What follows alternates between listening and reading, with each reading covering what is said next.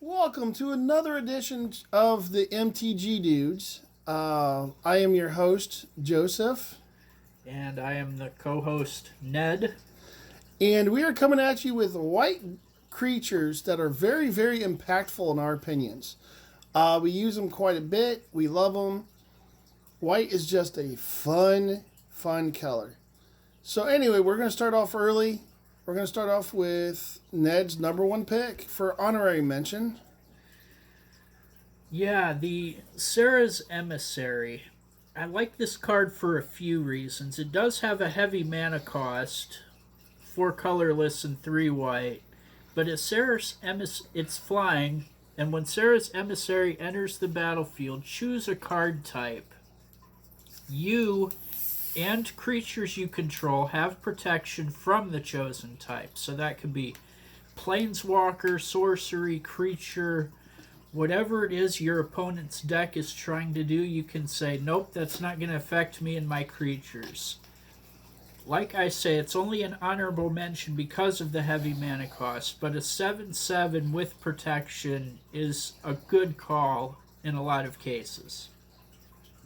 It is a headache because you can't target it. You can put in a lot. If you have a green beast within, and you go to throw it, and you chose green, and you chose instanced, and yeah, that's going to keep that from being hit. Pain in the butt. All right, so my first honorable mention, we've probably mentioned it on a couple episodes already, but Felidar Sovereign. It is honorable mention again because same reason as Sarah's Emissary is the fact that 6 mana. But it comes in as a 4/6. It's Vigilance, Lifelink. So Vigilance means when it attacks, it does not tap. Lifelink means that whenever it hits, you gain that much life. And at the beginning of your upkeep, if you have 40 or more life, you win the game. I like life gain, so I've had that in numerous decks that have any kind of life gain in it. I've actually managed to drop this on turn 3 and win the game on my next upkeep because my opponent hadn't done enough damage to me. And yeah, it can win you a game. And in a game of Commander, you start with 40 life. So again, you get them down early. They're going to have to either deal with it or swallow a loss. This card's a really good card. Just to put on the side, I had a 60 card life gain deck that I started off with when I first started, and this is one of the first cards I got for it. And I know I got it out turn 3, 4, 5, I don't know, but it was only 60 cards, so you start with 20 life. But it was a lot of life gain, and I was going against another creature deck. So I gained that 40 life really quickly, and by the time I put this down, I had about 50 life probably. And when they went to do anything, I mean, pretty much they scooped because I just had too much life and there was no way they was going to knock me down that much, especially with him having that 4-point life gain. There's no way. So he's just a hard pill to swallow when he hits. But again, the mana cost is why he's such a why he's an honorable mention. And the other upside is he has a 6 toughness, so he's going to be able to block most of the creatures in the game without dying, and you'll gain 4 life when that does happen. He is a beast. All right, which one do you want next? I don't care. Let's go with the Knight, if I can find it. Knight Captain of Eos. 4 colorless and a white. 2/2. When the Knight Captain of Eos comes into play, put 2/1/1 soldier creature tokens into play. Pay a white, sacrifice a soldier, prevent all combat damage that would be dealt this turn. This guy is tremendous, and as long as you have a means of generating soldiers, you're not going to take any damage. So he's going to get most of the opponent's attention, and you'll have time to set up the rest of your board state because you're preventing the damage that normally would be happening on the opponent's attack step. Now, I have a fog deck that is based on green colors. and it's a green-blue. And I know it is a headache to a lot of people when they go to attack and they think you got you, and all of a sudden, like, oh, I'm going to fog you. Now, white is not one of those colors that does that very well. But this card is definitely one of those cards. He's not very big for the amount of mana you cost, but for what he does a whole lot, and he's definitely worth it. To be able to fog out of nowhere is just, again, a headache. And white has plenty of other things that make soldier tokens, as well as creatures that are naturally soldiers. So it doesn't take much to get him to go once he's on board. No, you have a lifeline of soldier creature tokens, especially if you build a human or a soldier deck. It's definitely, yeah, it's definitely fun. We're gonna start with Heliod.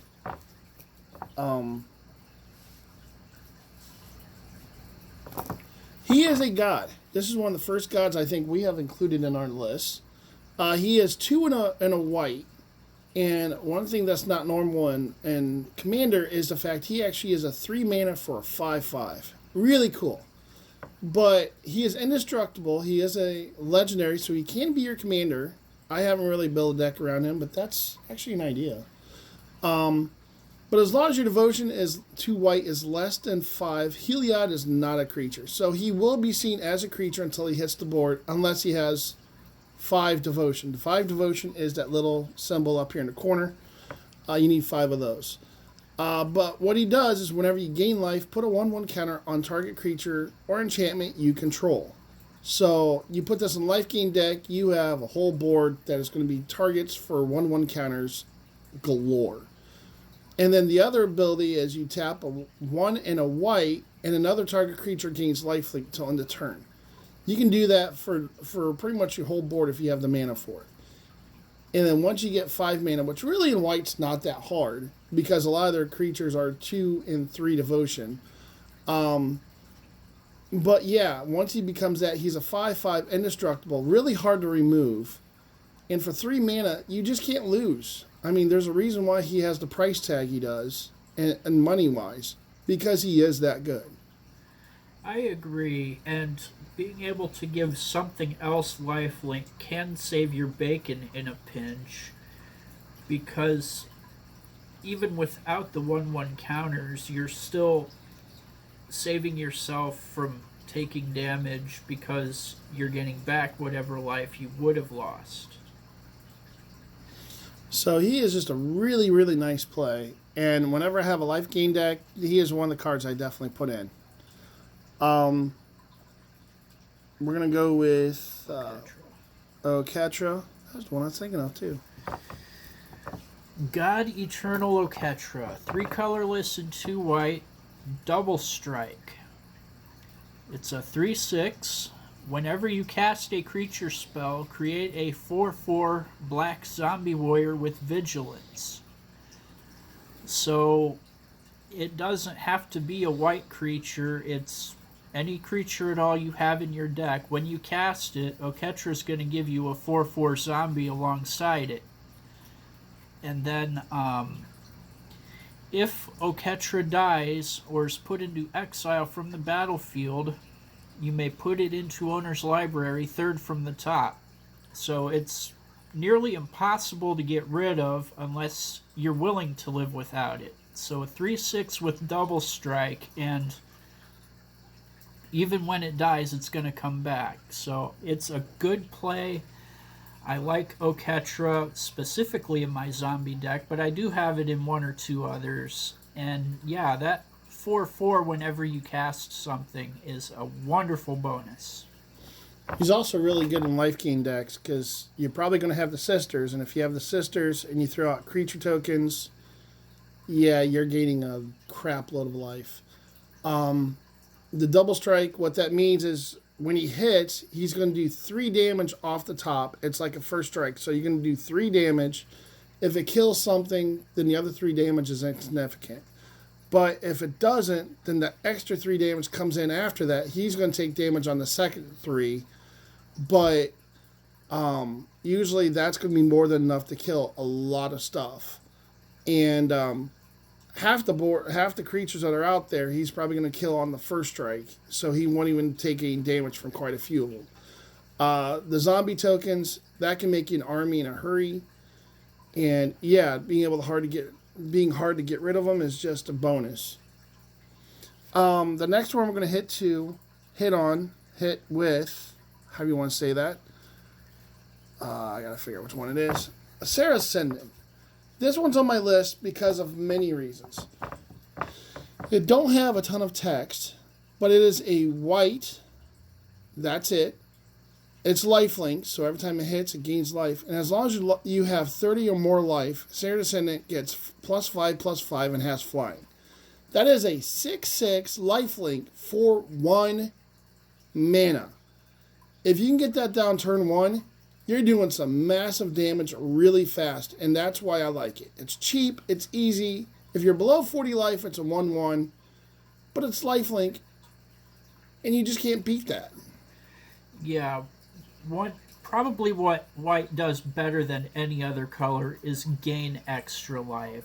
So, like you said, it's 1 mana for essentially a 6/6 with flying, and that's a really, really good play. And for only 1 mana, you can do it on turn 1, and that's gonna move your opponent into panic mode in short order.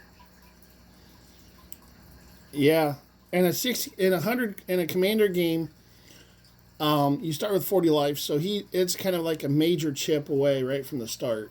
In a 20 life, 60 card format, whether it's modern, pioneer, standard. Well, he's not standard now, but you get the point. But in 60 card, you start with 20 life. And on turn 2, you're hitting for 6, and that's a 12 life difference. I mean, that's almost wickedly impossible to deal with. So that's the reason why he's on my list. Cheap, easy, and fast.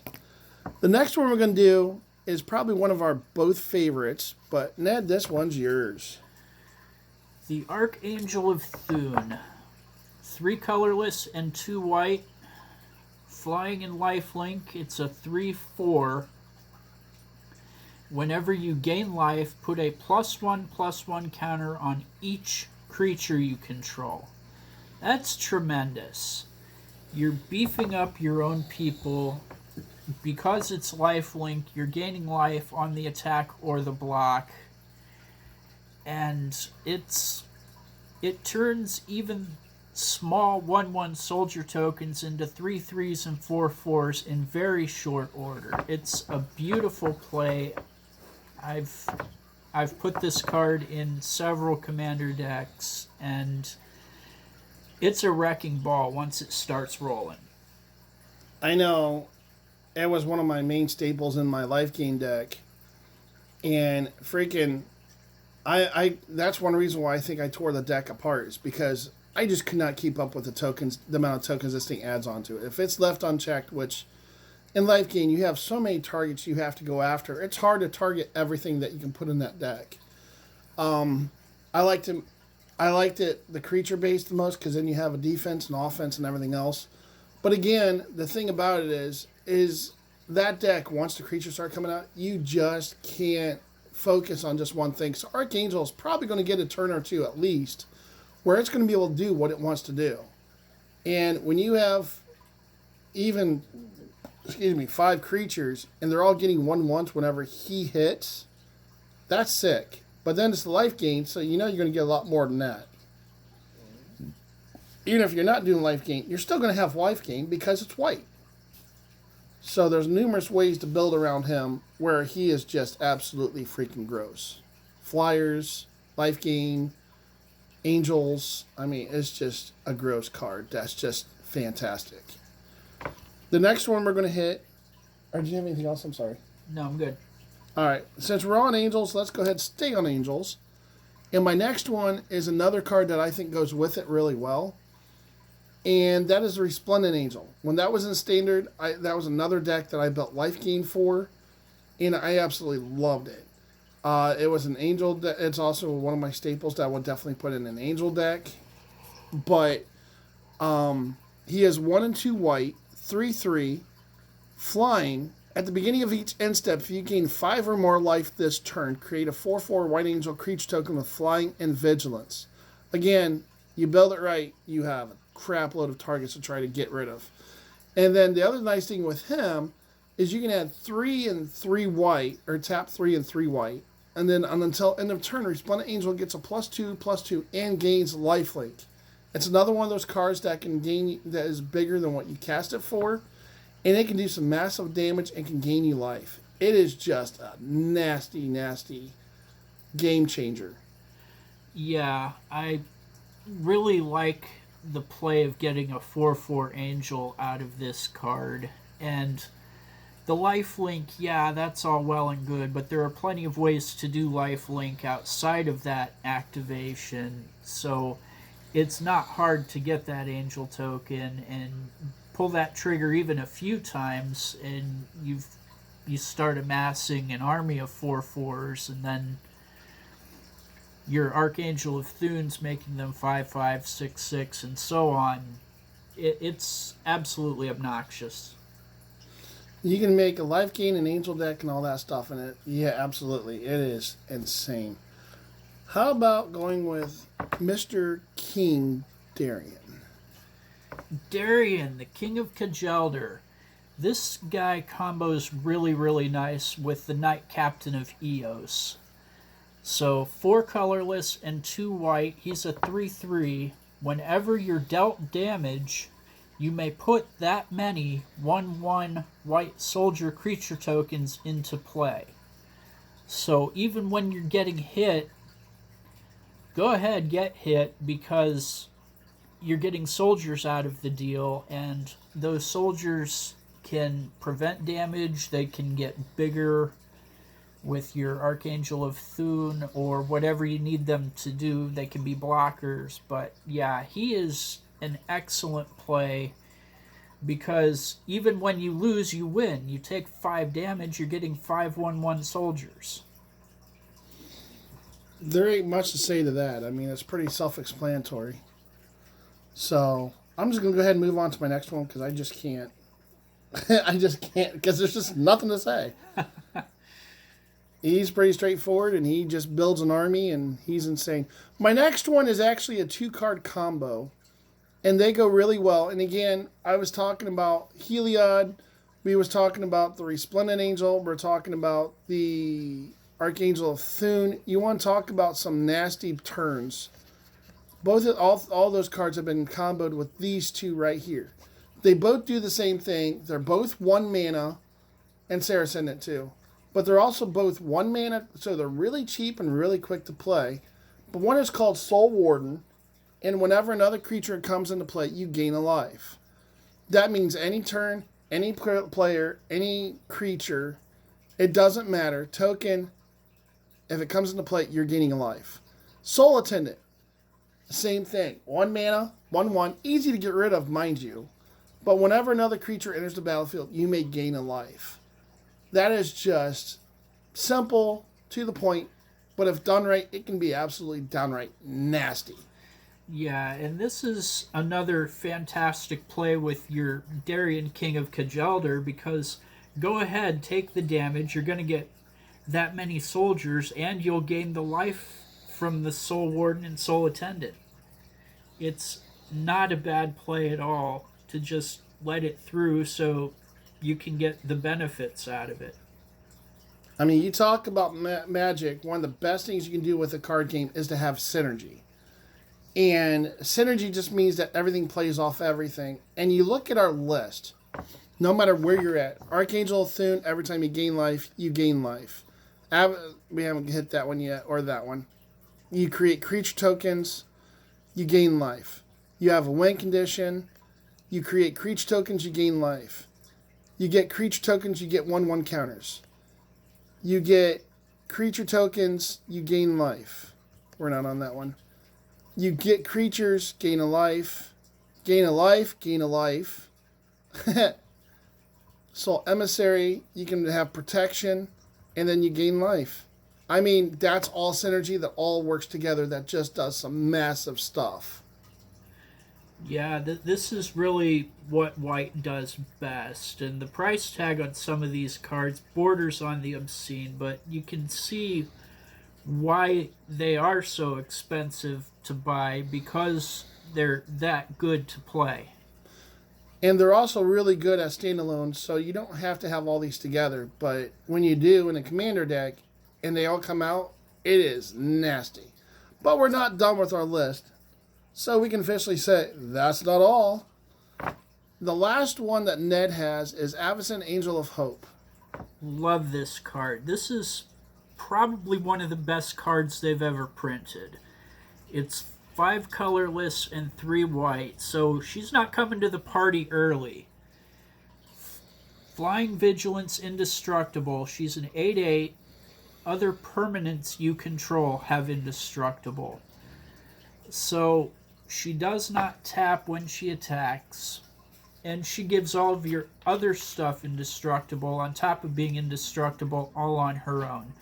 I actually build a deck with her as the commander, and there are some game-wrecking plays you can do with this. You can do the yuck, had a hair in my mouth. You can do Nevniral's Disc.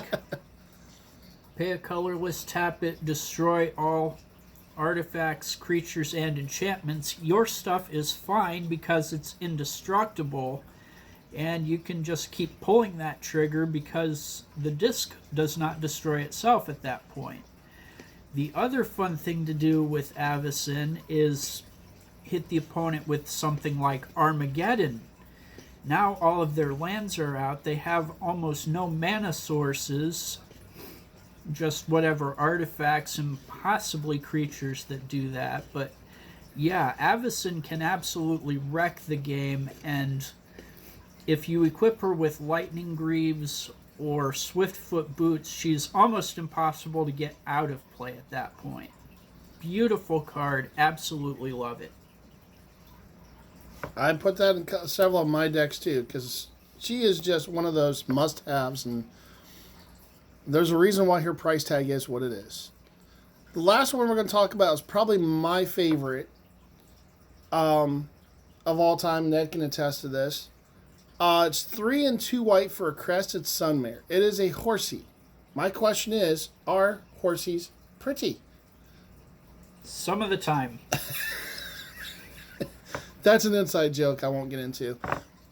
But at the beginning of each end step, if you gained a life this turn, 1 or more, doesn't matter how much, create a 5/5 white horse, and I just lost it, 5/5 white horse creature token.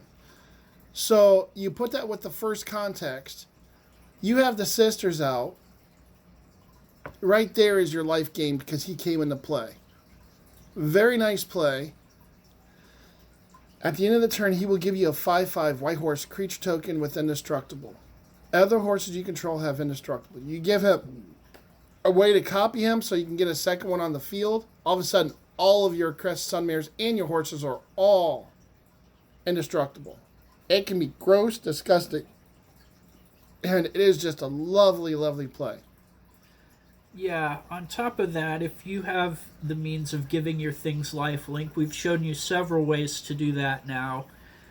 A 5/5 with lifelink and indestructible is never, ever a good thing when it's on the other side of the table from you. So, good luck handling that. But yes, it is a very good play, and it's difficult to break the chain once it's started.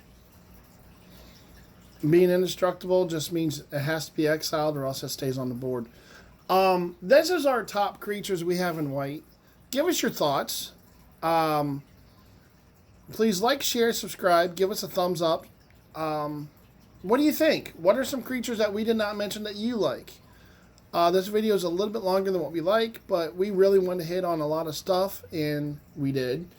And just the synergy in white is ridiculous. So you guys have a good day, and we'll catch you on the next one. See you next time.